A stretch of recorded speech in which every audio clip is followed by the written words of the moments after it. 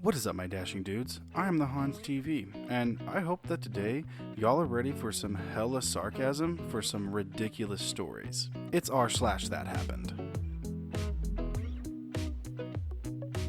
Our first post for the day comes from Cam K. Does homeboy not have parents or a bladder? Lamau.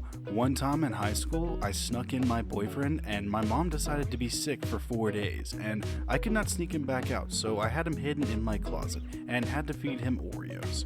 For 4 days. Yeah, and I'm a fairy godmother. Our next post comes from Bella's B. I cured my friend's cancer. I have to laugh at all the people who say essential oils aren't beneficial to health.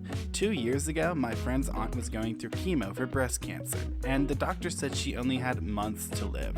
I wouldn't accept his diagnosis, and after my own research, I came to the hospital and explained to the doctors what I had found. They allowed me to put drops of eucalyptus and lavender oil into the chemo drip, and the literal next day, I got a phone call from the hospital telling me the tumor had shrunk nearly all the way away and that her cancer wasn't terminal anymore.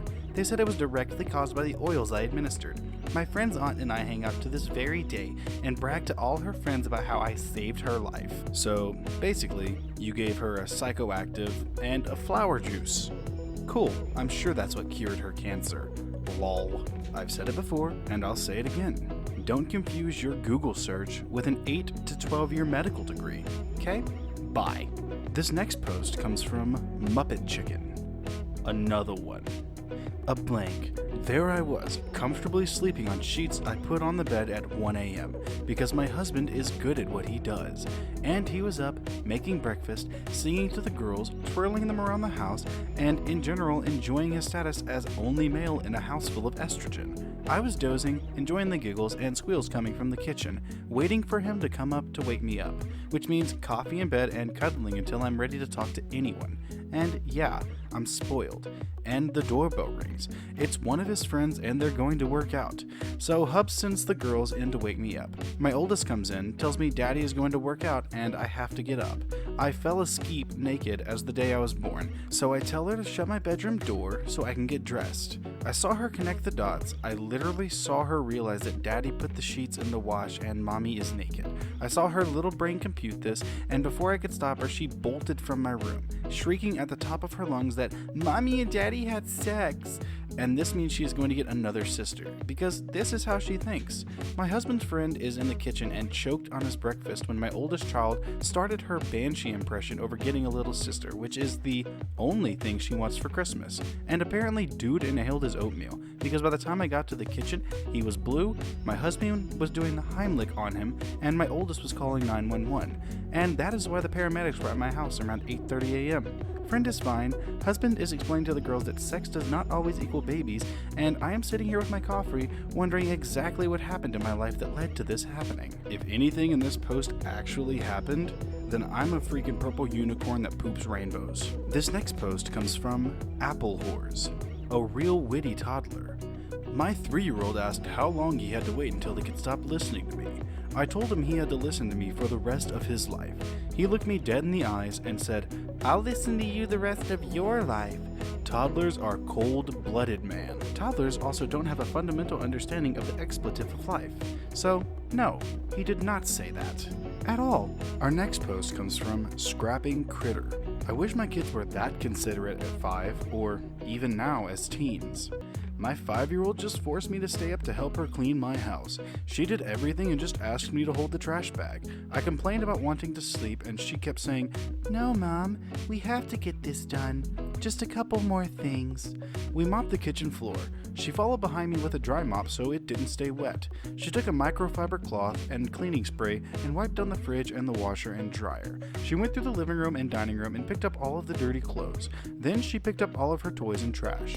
She made me take every single bag of trash to the curb because trash day is tomorrow. I did nothing to make this happen. I didn't ask for any help. She started in the kitchen with me and asked what her job was, and she completely took over after that. I'm nesting right now, currently 35 weeks pregnant. I wonder if I'm rubbing off on her. She never, ever, ever helps me clean. I just wanted to share this because my mind is blown and I'm super proud of my kid right now. I'm impressed. Now, I'm not saying that this couldn't feasibly happen because I know people who were like that.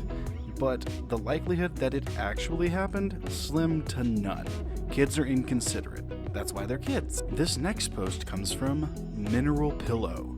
Instagram is a gold mine with this stuff. Allegedly gets caught multiple times while driving and live streaming Insta feeds. Those separate cops all give her warnings because they like the account too.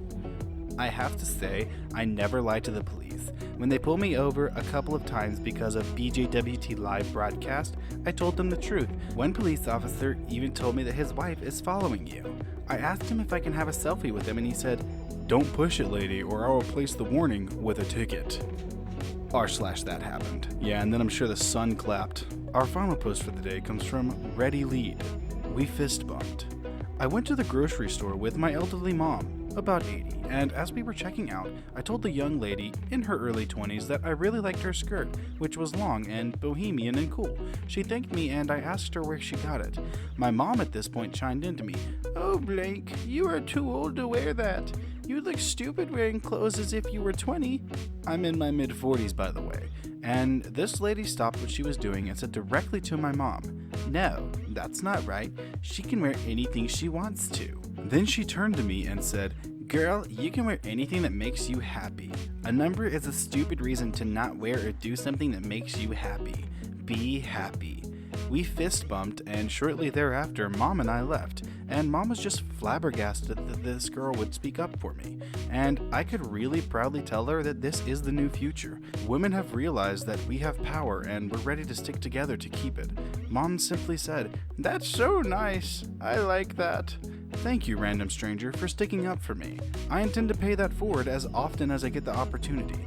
Words matter, sisters. Support matters. Let's keep it up.